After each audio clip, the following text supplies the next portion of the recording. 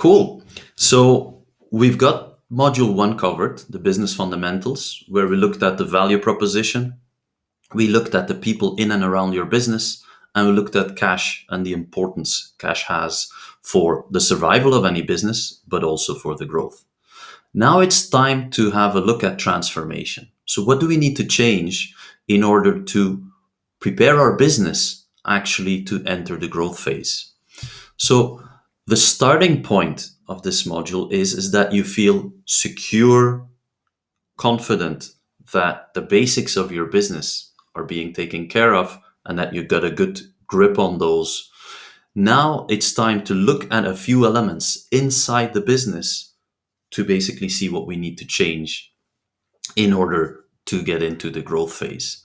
Compare it a little bit with in module one, we were still very much looking down and we were still taking care of all the little details and the urgencies in our day-to-day life.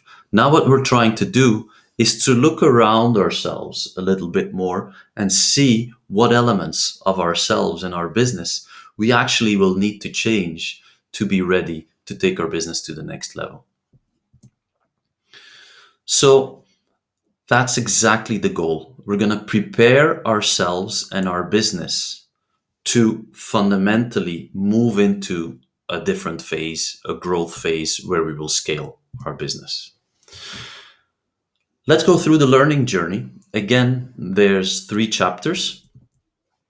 First chapter is about transforming yourself. In the end, you're the pilot of this plane. You're driving this company. So the reason you got so far, to a large extent, is because of you.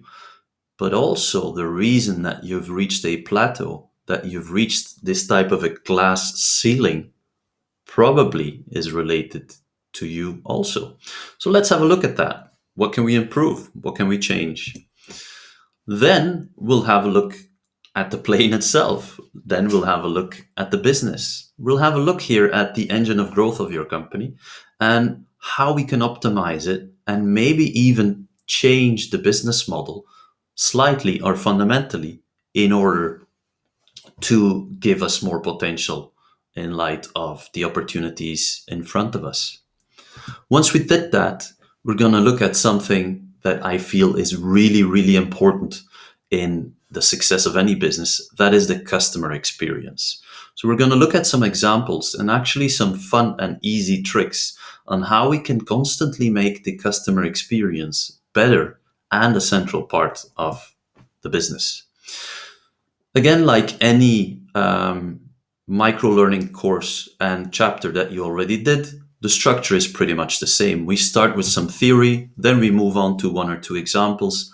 Then the really important part is the practice, the exercise to put things into motion, into action in your own business. And we end up with a little quiz, a little test to make sure we keep reminding ourselves of the main learning points of the lesson. So let's get started. Let's get down to business. I'm really looking forward to this.